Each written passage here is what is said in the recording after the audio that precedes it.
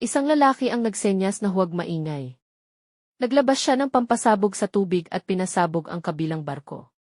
Sumabog ito ng malakas at may isang lalaki sa tubig na naghahanap ng makakapitan. Tinawag ni Brian si Jimmy upang pumunta sa kanyang kinalalagyan, ngunit si Jimmy ay tumitingin sa kanyang likod dahil may napansin siyang kakaiba.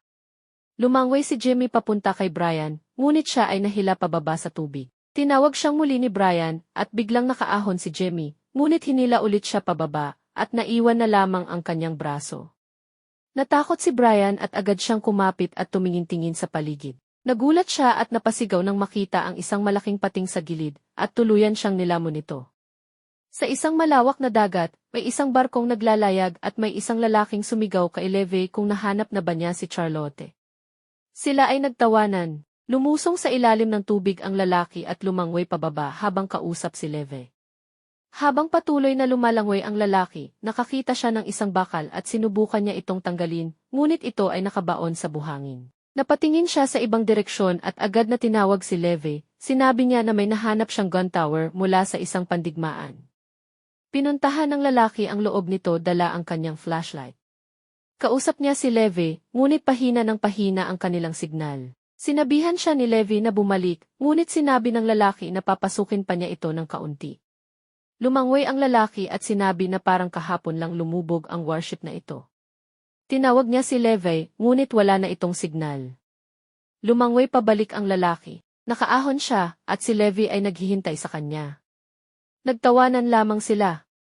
Si Lad at si Leve ay nakaupo at nag-iinom habang nakatingin sa karagatan.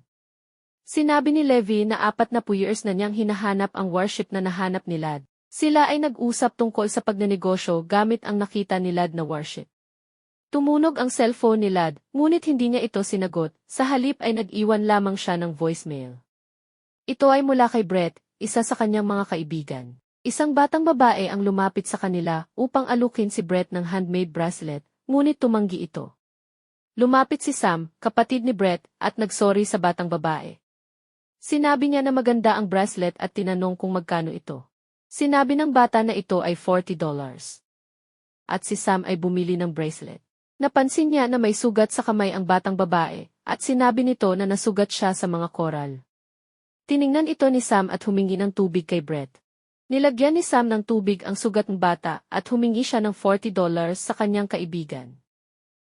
Sinabi ni Sam na ang sugat ng batang babae ay may impeksyon at nagsulat siya sa papel ng mga gamot na kailangang bilhin. Sinabi niya sa batang babae na ipakita ito sa kanyang ina at bilhin ang mga gamot. Nagpasalamat ang batang babae at umalis na. Naglakad ang magkakaibigan at nakita nila ang sign na Levi's Dives. Dumating si Lad at niyakap siya ni Riley. Tumakbo naman ang isang lalaki, niyakap si Lad at hinalikan siya. Nilapitan ni Lad si Sam at niyakap niya ito ng mahigpit. Nakakita si Brett ng mamahaling bote, ngunit dumating si Levy at kinuha ito. Nag-inuman ang magkakaibigan at masayang nagkwentuhan. Tinanong ni Riley kung may girlfriend na ba si Lad at sila ay natahimik.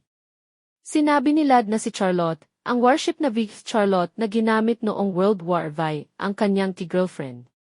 Nagmura si Brett at sinabi ni Lad na nahanap nila ang warship ngayon lang at tatawag siya sa mga otoridad upang matignan ito ng maayos at walang makapunta doon. Nagsalita naman si Brett at sinabi na matagal na silang hindi nagkikita, kaya gusto niyang pumunta at mag-dive doon. Hiniling niya na huwag munang sabihin ni Lad sa mga otoridad upang makapag-dive pa sila kinabukasan. Handang magbayad ng pera si Brett, kaya tinawag niya si Leve. Sinabi niya kay Levy na nabanggit ni Lad tungkol sa Charlotte at nag-alok siya ng $1,000. Ngunit sinabi ni Lad na hindi nila kailangan pera, kaya dinoble pa ito ni Brett sa halagang $2,000. Hindi nagsalita si Levy, kaya nag-offer pa si Brett ng $10,000. Ngunit sinabi ni Levy na hindi niya kailangan ng pera at umalis siya. Kinagabihan, sila ay nagpunta sa isang party at nag-inuman ng masaya.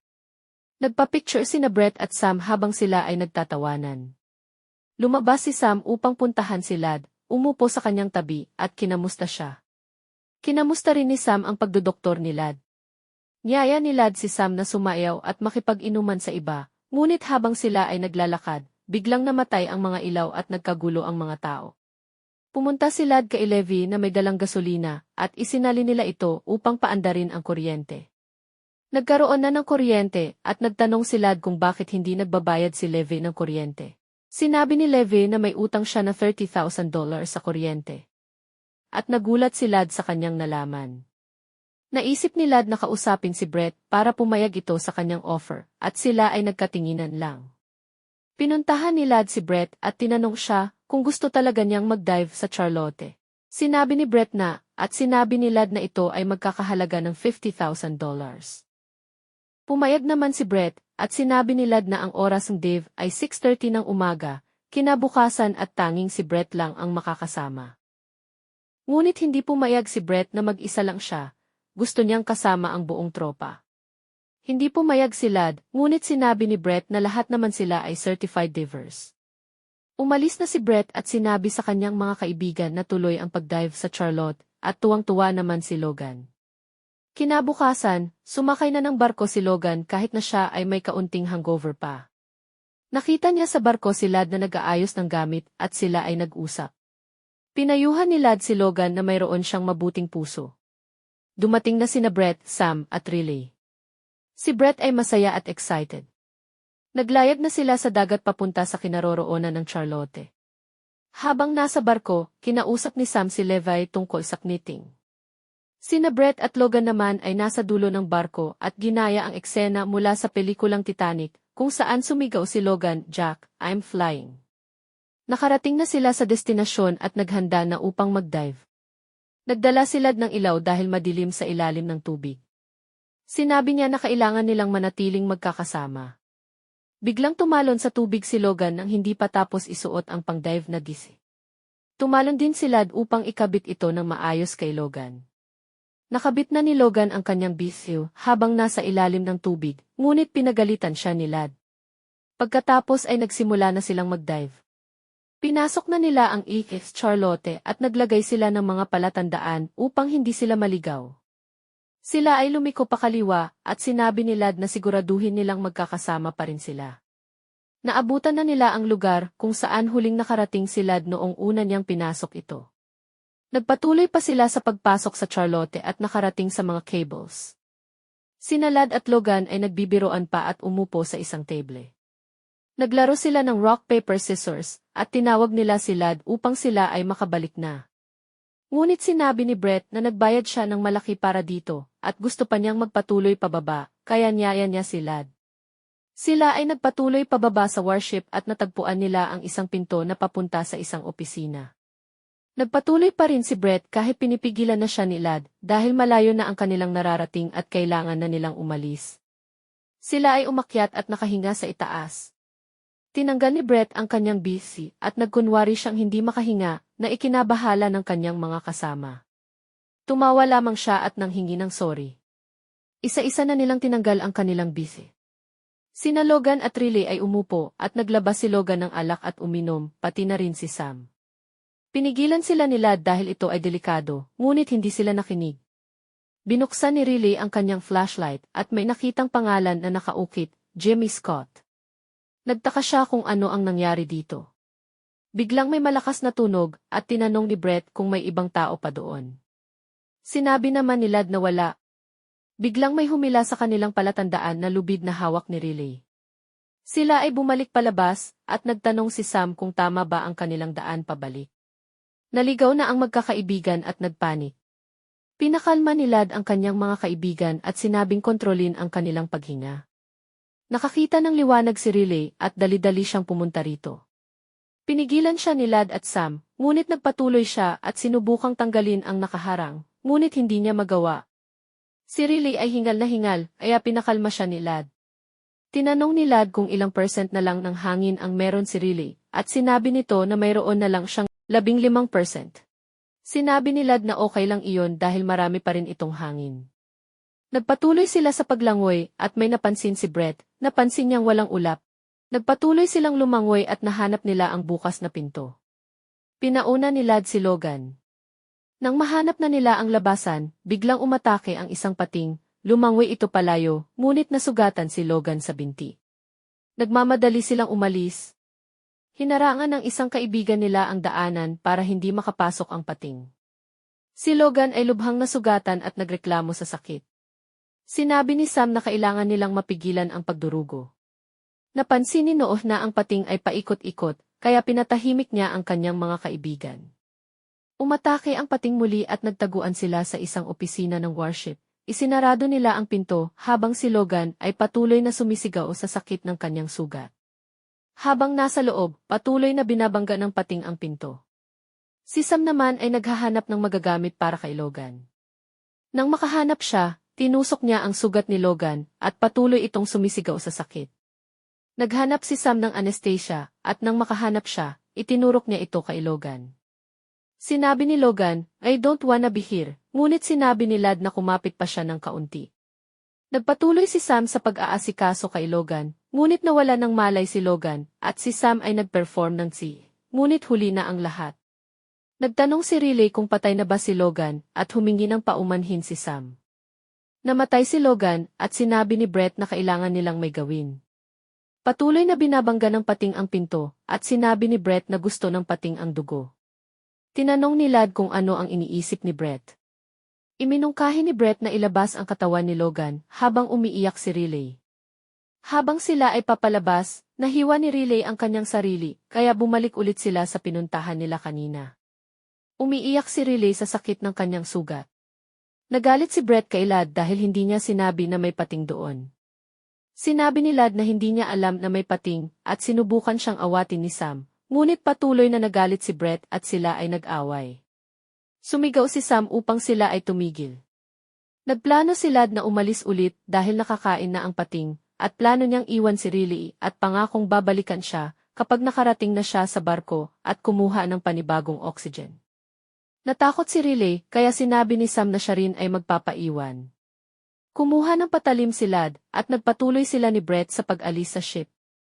Biglang huminto si Brett nang makita niya ang isang kamay. Sinabi ni Lad na wala na si Logan at humingi ng paumanhin si Brett kay Lad. Nagpatuloy silang lumangoy. Nakita ni Lad ang kanilang palatandaan na lubid, ngunit biglang sumigaw si Lad na may pating. Agad namang umiwas si Brett, ngunit si Lad ay naipit sa isang bakal. Sinubukan ni Brett na tanggalin ito, ngunit mabigat ito. Sinabi ni Lad kay Brett na may pating sa likod at napamura na lamang ito. Sinabihan siya ni Noah na umalis na at tinanggal ni Lad ang kanyang oxygen tank. Paparating na ang pating kaya hinampas ni Lad ang tangke patungo sa pating. Kinuha ni Noah ang oxygen tank ni Logan na namatay. Samantala, si Levi na nasa barko ay nagpatugtog ng musika at nagluluto ng pagkain. Napansin niyang hindi pa rin bumabalik sina Lad at ang kanyang mga kaibigan. Si Riley at Sam naman ay nag-uusap at kinomfort ang isa't isa. Bumalik si Noah kung nasaan sina Sam, habang si Brett ay patuloy na tinatawag sina Lad at Noah, ngunit walang sumasagot. Umalis sina Sam at Noah at naiwan si Riley mag-isa. Lumangway sila upang maghanap ng ibang daanan palabas, habang si Brett naman ay patuloy na naghahanap ng labasan. Nakahanap sina Noah at Sam ng munition storage at lumangway sila pataas. Nang makarating sila doon, hinalikan ni Sam si Noah at saka umalis. Si Brett naman ay matagumpay na nakalabas sa warship at dali-daling tinawag si Levi. Sumigaw siya tungkol kay Noah at sa pating. Sinabi ni Levi na siya ay lumangoy, ngunit napansin ni Brett na nakain na ng pating ang isa niyang paa. Patuloy siyang lumangoy habang hinahabol ng isa pang pating, ngunit kinain din siya ng isa pang pating. Nagtanong si Noah kay Sam kung gaano pa karami ang natitirang oxygen sa kanya, at sinabi ni Sam na 10 bar na lamang. Nagpatuloy si Sam at Noah na lumangoy pababa. Nakakita sila ng pinto at binuksan ito, nagulat sila nang makakita ng mga bangkay. Nakakita sila ng liwanag ng araw, ngunit naroon din ang pating at sila ay inatake. Agad nilang sinara ang pinto at bumalik kung nasaan si Riley. Humingi ng tawad si Noah sa kanilang dalawa at sinabi ni Riley na gusto ng mga pating ang dugo. Sinuot ni Levi ang kanyang pang-dive na damit. Nagpatuloy sina Sam, Noah, at Riley na labanan ang pating. Tinanggal na ni Riley ang kanyang benda sa sugat. Nakita ni Riley ang isang bangkay, nagulat siya at nagtanong kung ito ba si Jimmy. Pagkabukas nila ng pinto, wala na ang pating, ngunit naubos na ang oxygen ni Riley. Ilang sandali pa, lumabas ang pating at sinugod si Riley. Nakagat si Noah sa braso. Nakaalis sila sa warship at lumangway paakyat, ngunit dumating ang dalawang pating at kinain si Riley. Tinulak ni Sam si Noah papalayo upang makapunta sa barko. Si Sam naman ay bumalik sa warship na kaunting oxygen na lamang ang natitira. Habang lumulutang si Noah, nakita siya ni Levi at iniligtas. Nawalan na ng oxygen si Sam habang si Noah ay sumisigaw sa sakit ng kanyang sugat. Gusto niyang tulungan si Sam habang si Levi ay ginagamot ang kanyang sugat. Sam ay nagpatuloy sa paglangoy at humanap ng ibang labasan, ngunit maraming pating ang nakapaligid sa kanya. Huminto siya upang makakuha ng hangin at nagpatuloy sa paglangoy. Habang siya ay lumalangoy, inabutan siya ng isang pating, ngunit nakita niya ang isang tubong bakal at itinusok ito sa bunganga ng pating. Nakaalis siya sa warship, ngunit habang siya ay lumalangoy pa itaas, isa pang pating ang sumugod sa kanya. Dumating si Levi at iniligtas siya, nagpakain si Levi sa pating para mailigtas si Sam. Sam ay lumangoy papunta sa barko at tinulungan siya ni Noah na makaakyat. Pareho silang napahiga sa sobrang pagod. Tinanong ni Noah kung nasaan si Levi at sumagot si Sam ng kino habang umiiyak. Nagtanong si Sam tungkol kay Brett, ngunit hindi sumagot si Noah. Umiyak si Sam. Makalipas ang ilang taon, sina Sam at Noah ay naglalayag sa dagat. Si Sam ang nagmamaneho ng barko at si Noah naman ay gumagawa ng knitted na sombrero para sa kanyang anak na pinangalanan nilang Levi. Tinawag ni Sam si Noah at siya ay nakipagkulitan kay batang Levi. Nagpatuloy si Sam sa pagmamaneho ng barko at ipinakita ang picture frame ni na Brett, Riley at Logan. Dito na nagtatapos ang kwento. Mag-subscribe para sa higit pang iba't ibang videos na mapapanood ninyo. Paki-on ang notification at mag-iwan ng like para matulungan ang channel. Maraming salamat sa panonood. God bless everyone.